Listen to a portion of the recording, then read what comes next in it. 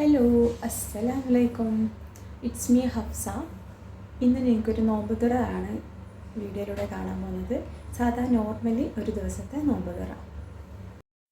നമ്മൾ ചിക്കു ജ്യൂസും അതുപോലെ തന്നെ പപ്പായ ജ്യൂസുമാണ് ആക്കിയത്. പിന്നെ കഴിക്കാൻ വേണ്ടി ബത്തക്കയും പപ്പായയും മുറിച്ച് വെച്ചു. ഈത്തപ്പായവും ഒക്കെ വെച്ച് നമ്മൾ വാങ്ങിനെ കാത്തുന്നു. പിന്നെ കടിയായിട്ട് കഴിക്കാനാക്കിയത് ചീസി ഷവർമ ബോളാണ്. നമ്മൾ ബോൾ രൂപത്തിലല്ല, നമ്മൾ ഈ ഒരു രൂപത്തിലാക്കിയത്. അപ്പം അത് മിച്ചുകുട്ടിക്ക് നല്ല നോമ്പുണ്ടായിരുന്നു. മാഷാ അല്ലാഹ് നോമ്പൊക്കെ മുറിച്ചു. അതിനുശേഷം നമ്മൾ നല്ല പൈനാപ്പിൾ കച്ച് ഉണ്ടാക്കി. അങ്ങനെ ആ പൈനാപ്പിൾ കച്ച് കഴിച്ച് പിന്നെ ഇന്നലെ രാത്രിത്തെ ഫുഡാക്കിയത് ബട്ടൂരിയാണ്.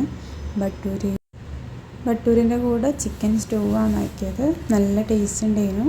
പിന്നെ അത് കഴിഞ്ഞ് കുറച്ച് ഐസ്ക്രീമും കഴിച്ച് അങ്ങനെ നമ്മൾ നോമ്പ് തുറ കഴിഞ്ഞ്. അപ്പോൾ ഇങ്ങനെ വീഡിയോ ഇഷ്ടമായോ?